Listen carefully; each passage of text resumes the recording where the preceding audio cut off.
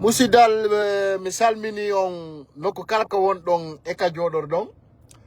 onon e wondibe mon e jatigibe mon e sibbe mon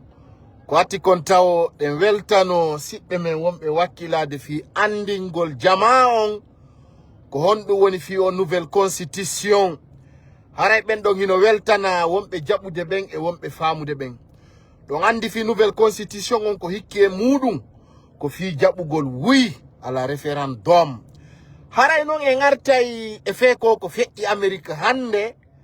ayo yi piji buyi tawdi hani jama on no wodi ko be famali kono pullo futa wi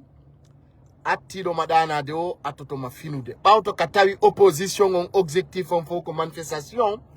be ala ko inete ko stratégie ko yangi buri wonande ben jokkube opposition on mi boyon wolande yete nanata kara hansi dada awa ko andi gollon taw hande o mobo ndiri New York on soji ha on ronki ko non dum Tanzania ko andi gol taw jama on ko be haɓuɓe leydi mun dogi yai fatti Amerique ko wiyete ko section Nicaragua e hiɓe ɗaynira woko yoɓe noto ka manifestation fiyoɓe heɓu kaydiji maɓɓe ɗin andinaw no hunde wotere hay heɓu ɗon kaydi américaine ɗum wattata on américaine ay ka kaydi mon ko windoto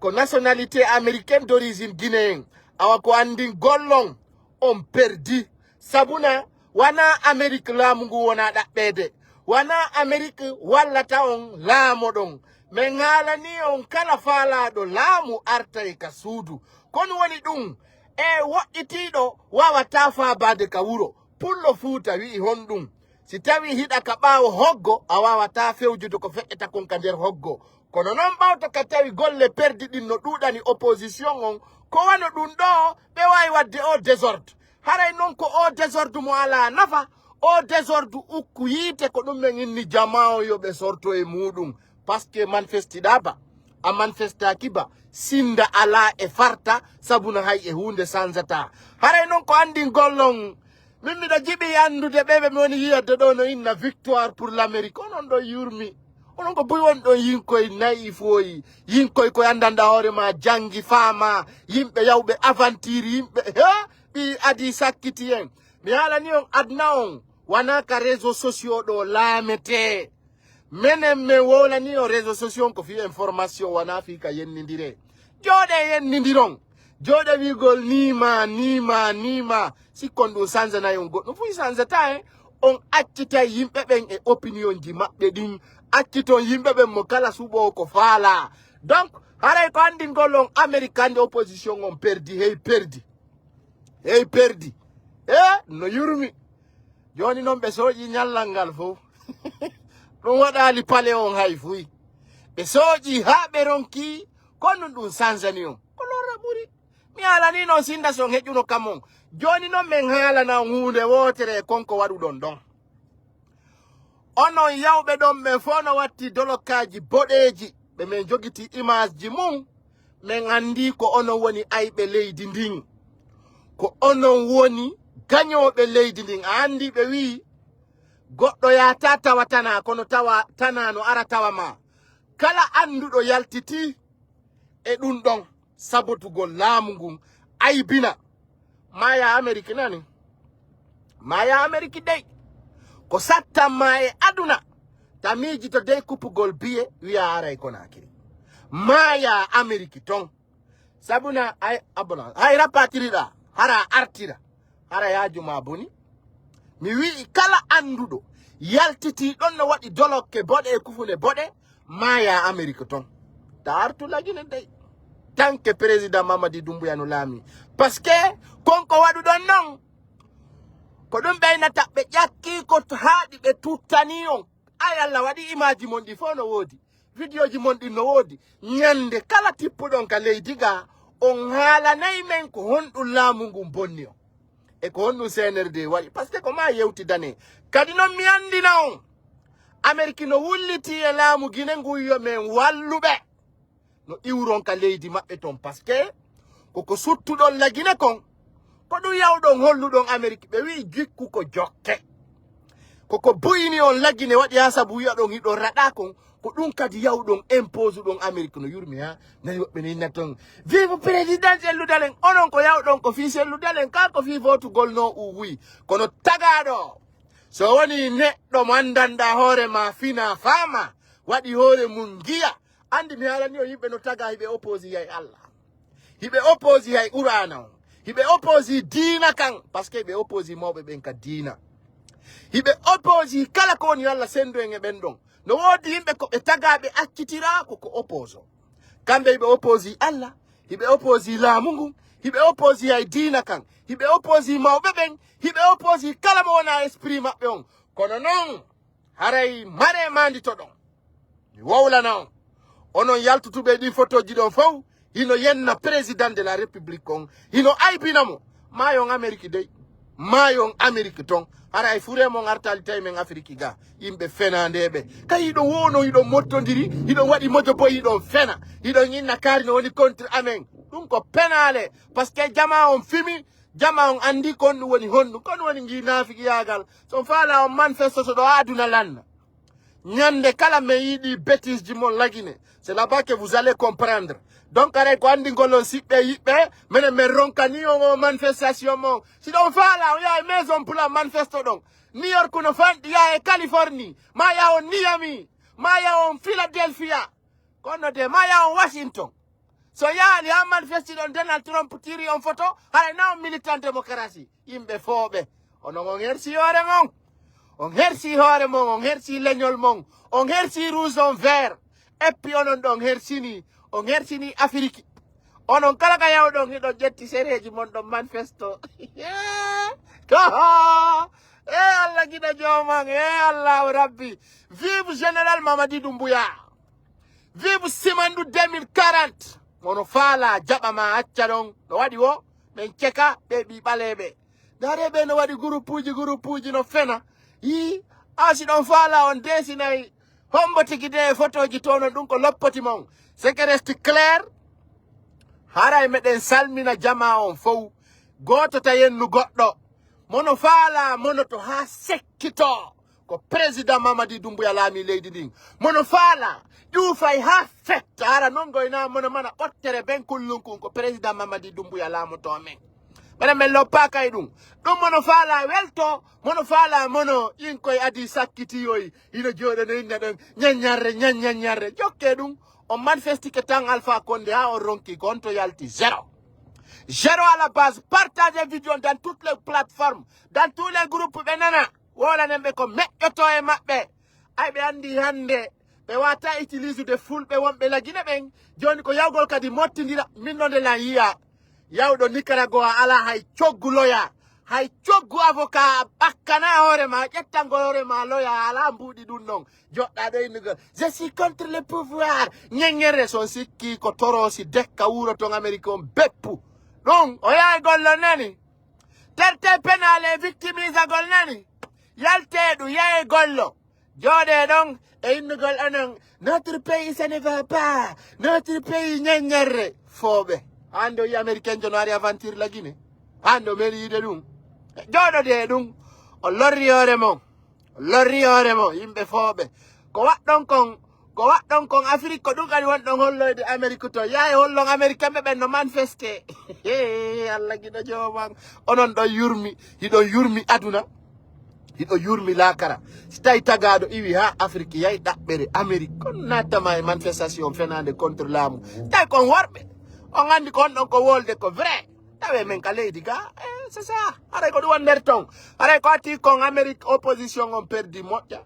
ɓe perdi hulɓiniɗo ko ɓe perdi Afrique fof ɓe yahi kadi perdugol Europe berɗum kono noon miɗo andi dogudu e ŋaaño teppe yadata ngal fali ɗon hay nokku fokkita yimɓe fooɓe no hawtodiri no ɗaɓɓa rewɓe no fena no inna tan la nouvelle constitution ñaññarre ɗum fof ko weccale donc menen ko lagine intérêt men haray kala anduɗo ko vrai yonti gar tawa men e menen min yennidirta e goto ko andingol on tun konko manifesti ɗon fusi ɓokkali ɗo ɗum itti président Doumbouya kaaɗi Conakry no wetude niɓɓa Conakry hino wetude niɓɓa no jam mi haala ni on manifestotako ka manifestaka tan Alpha Condé Voilà, on manifeste de l'ominion, hana to maison blanc. Imbe wa jinnaji, imbe watibe parte bode. Yeah, et puis donc hersini. Hey mbidu.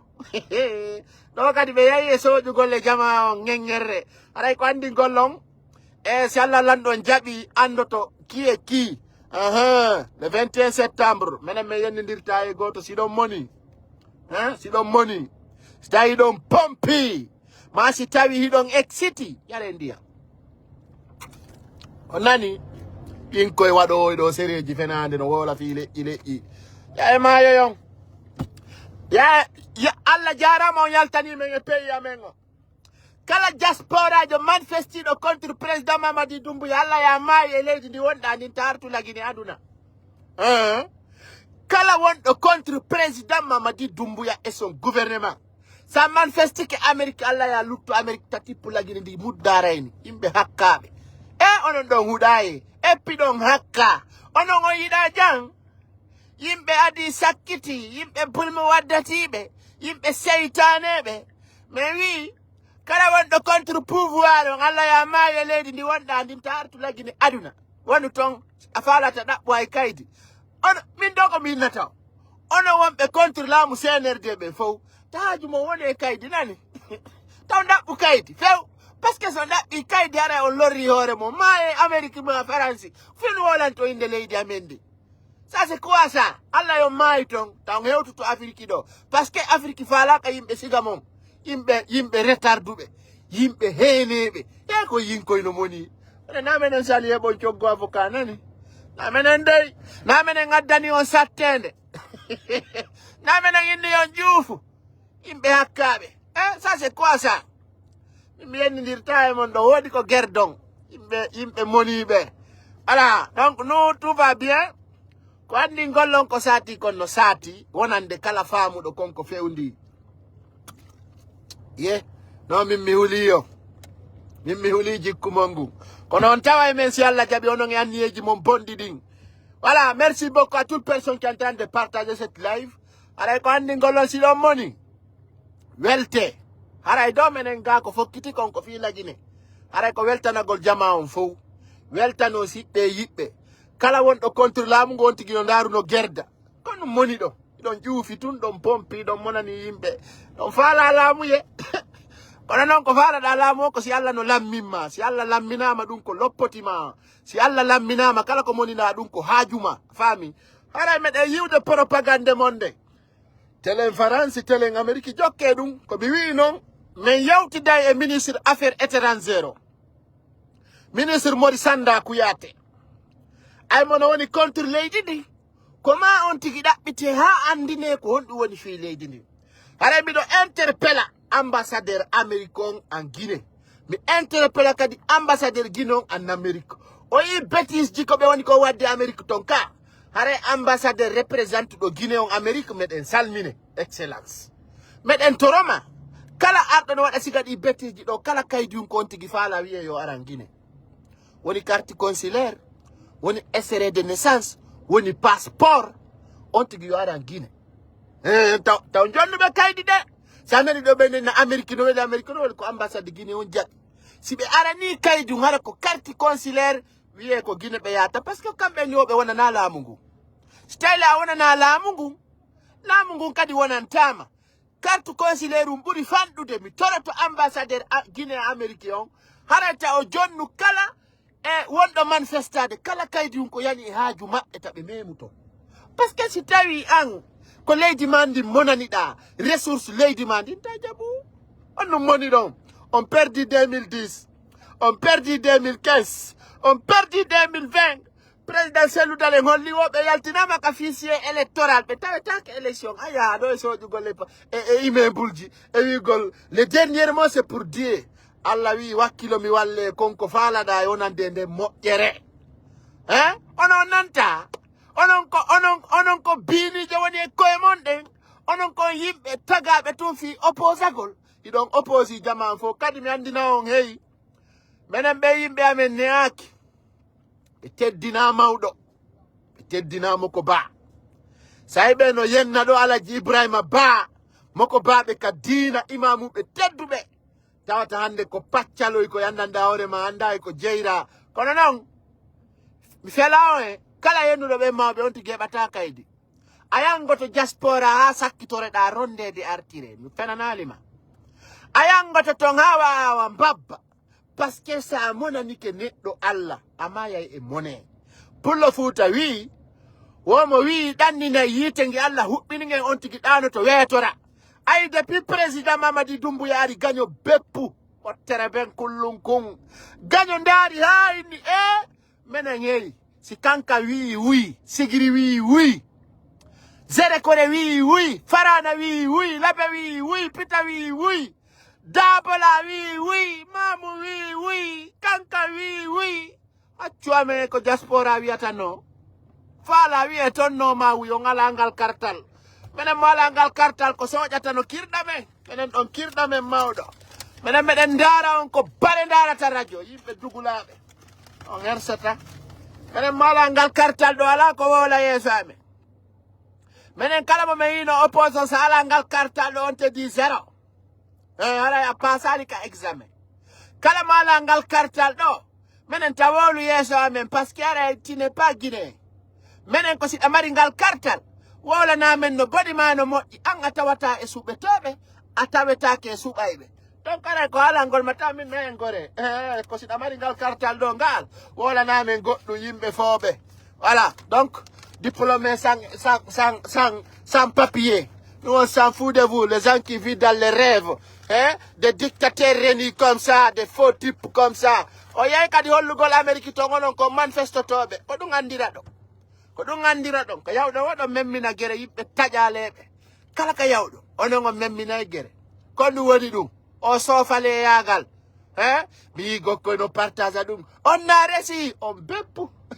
on jiiɓi hoore mon on tawa men ka pays menen mo déclenchani men guerre men déclenchanamo guerre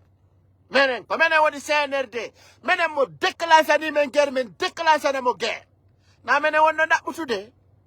namene wonno ɗaɓɓutude min holla on ko fuɗɗete si setta ɓi fuufala fuwen min bebinayi on vrai fa kudu ko fenanma on woni ɗum yin koye fooyi so ɗaɓɓitimen min ɗaɓɓita on so gari on ukkike amen min ukko e mon so waɗi sere min waɗa sere fawɗo fota ka adina ɗo sina nawnuɓe wuruɓe yimɓe addi sakkitiɓe ɓe ɓi satta pe min huway on ko boni fami min huway on ko boni yimɓe komɓe minen son holli men ɗo yoori hoore ma son holli men ɗon boninede minen min neyayo o Allah walli on o mayali laawi yawɗo aɗa to Nicaragua tawa on ala hay coggulloya et puis ɗi jooɗo e fenalngol yimɓe ɓen minen goɗɗo yoɓami hombo yoɓata huɗaɗo la mentir c'est pas bon pour les cons onon o anda ko faalɗo ƴaye men minon guere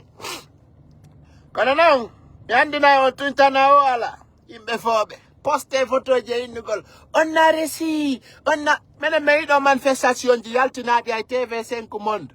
yaltina BBC e RFI on to ɗum yaltani men zéro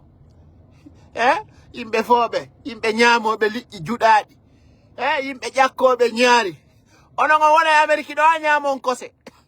yimɓe ñaamoɓe restant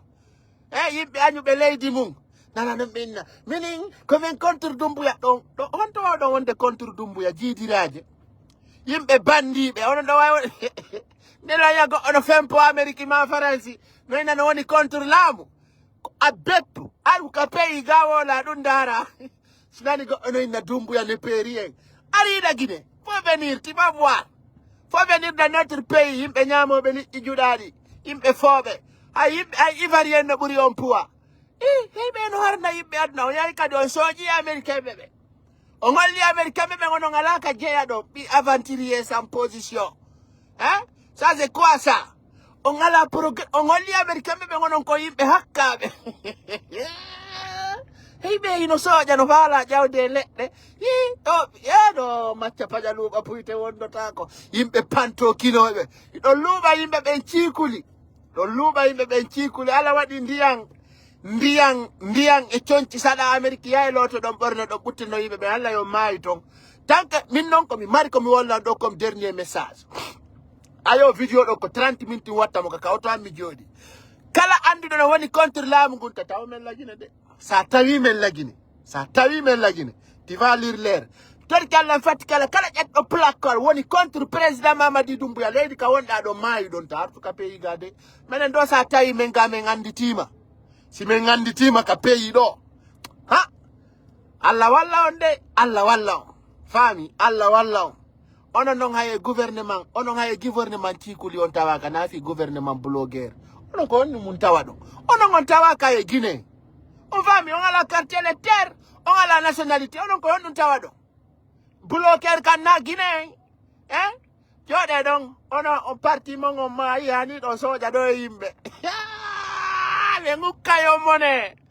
si ɗon faala on maayay yimɓe fooɓe fami min ko mi wowli ko fo miɗo reteni mi tewi kala ko mi wowli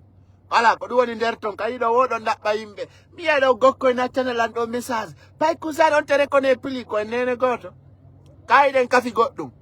mi sokka juuɗe min na mi naafi giiru mon min si tawi ɓe mi jokki ɓen gaynata ko gaynaɓe ɓe mi jokkata mi dari mi tawi président Mamadi Doumbouya ko gorko mi dari mi tawi président Mamadi Doumbouya yo hande e soutien mi dari mi tawi mi wata accudude ɓe yimɓe hakkaɓe lanɗo amen moƴƴo on président Mamadi Doumbouya fa kuɗu ko fenanma en gerday en déclenchi guerre mo 7 ans onon e menen hiɗen mari combat mo 7 ans ɗo fenanali on winde mandi to ɗo signon kaset on onon e menen hiɗen mari combat mo 7 ans randuɗo o on tigi yo walline gawa yo walline buyine minni onon e menen en déclenchi guerre mo 7 ans yimɓe ettunoɓe ka yawɗon wo noon ko hollugo yimɓe ɓe on ala neydi on ala respect onon ka yawɗo on hollay onon ko raɗaɓe yimɓe fattotoɓe ko taɗon babe mon ko mi wi onon e menen en déclenchi guerre mo 7 ans ɗo ha 2040 en gueray nande mare noon manto ɗon ha 2040 on anday ko fuɗata si setta si Allah lan ɗon jaɓi ɗo ha 2040 en gueray yahe manifeste ɗon Washington ka maison blanc ko ɗon mi andata kon worɓe so tawi kon ɓi bemmo yahe manifeste ɗon Washington sutano ɗon maison blanc ko ɗon min andata yi nayi ɗo Doumbouya o kon no woniri hande on manifeste ka Amérique est ce que ɗum sottini goɗɗum Conakry est ce que haɗi Conakry no continue activité ji mum ale faire foutre fus nafata fusi nafata sina lorra fusi nafata hay gerte no ɓuri on nafa bete ɗum ɗon defete ñaame koyno soja ɗo yimɓe ñaññare jokke ɗon sojo waɗon séréji nani haray ko andi ngollon vous allez lire l'air an wonde ɗo inde gouvernement blogueur an koye honɗum tawaɗa fusi rien hay nokko a hikkake gasammo ndaari ay essere de naissance haala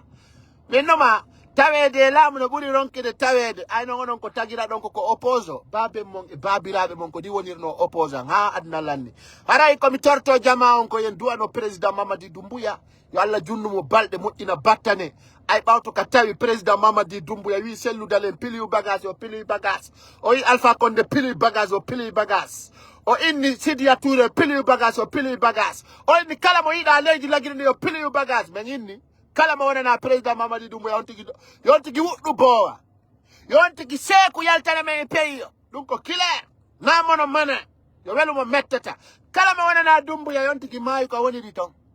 minen min ronkani on ɗum onon laamiɗo o wana on kala laamiɗo ɗon mari probléme onon kala laamiɗo ɗon wondi on tigi probléme ko ɗum faala ɗo onon kala laamiɗo wona on na Alpha Condé na Dadisi na selludalen ka wonno ɗo kadi premier ministre na selludalen onon laamiɗo wona min ronkani on hay Allah ronkani on ɗe golle mon bonɗe min ronkani on Allah ronkani on wonduɓe Allah ronkani on onon on yennayi imamuɓe ɓen on yennayi mawɓe ɓen fi fenande awa hikka en geray mono faala yaara yore nden général Mamadi Doumbouya ƴetti laamu ngun ɗum mono faala mayay voilà ɗum si mettima anda yaltude wola kala ko faalaɗa goɗɗo alama yennude goɗɗo ala naadude wula ɓuuɓa e ma goɗɗo alama dekonde mi wola komi faala innan ko ni ma ko ni mi wola e kala komi faalami min ko président Doumbouya 100%. Voilà donc mono moni tigi o waalo maaya ko ɗum woni o décision fenande on yiɗa goɗɗo wolana on gonga wolan ɗon gonga woɗon podde sekkoji mo wolon ko metti a on gerdede no gerdede ko kala e waɗu kala ko faala a pays lagine ko président Mamadi Doumbouya laami ɗum woni nder ton aray jama o fof no weltana ko mami gandina on ko fewndi kon hande kadi Amérique woɓɓe darino ton ha koyɗe ɓuyti hey ɗon hakka e daro ɗon ka nangue fi fenande goɗɗo darnama e nangue fi weccale darnama e nangue fi ya wi'u no minen meɗe wi wuy hande kadi no ala lagine kala ko ari ko wuy men jaɓi minen men tawaka e no few wala re ko ɗum woni nder ton haray jamma on no weltana peuple on no yiɗa haray kala faalaɗo andude gonga kan kadi haray on tigi kañum kadi no weltana kala anduɗo kañum kadi no wonani réalité ji ɗin haray on tigi no weltana oui à la nouvelle constitution le 21 septembre 2025 haray no andirɗon no oui on domini taw ka pays haray ko andingol jama o fo hiɗen weltodirani hiɗen yiɗidiri et puis kadi hiɗen holodiri mo innima hakke ittay lanɗo e leydi haray ɗum no fuɗɗi e opposition on ko inete kolle crama opposition o yimɓe ɓen contribue ɓe sokki jama waɗi ɓiira wicca ɓe hendi ɓe ñaami ɓe soodi otoje ɓe naɓi ɓiɓɓe maɓɓe ɓen dans les grandes écoles ɓe darni étage ji ala ko ɓe gerali sile karama no nangude nangay opposition on de ko ɗum Allah no soƴƴude ɓe Allah no soofinde opposition on ala darda ko rétroviseur Allah no beepinde opposant e ko wonani opposition Allah ala darande ɓe ka rétroviseur ɓottere ɓen kullum ko yiyeɓe no yango fenade aray menen meɗen wondi e CNRD yo Allah wurnu men barkina juutina balɗe fino gaña yira men saayi wo e saayi haray ko no wawata yarde jama o fof no weltana surtout ɓe dingirawi Allah no soofinde opposition e yiɗuɓe opposition ñande fini weeti o ko la ilaha illallah o yahay bombuɓe bannana sundusi Allah jiɗo joman komba moni siɗa moni kon ɗum moniɗa sa yenni CNRD si babe mala to wo siɗɗo mano to minen na mene wonɗa yennude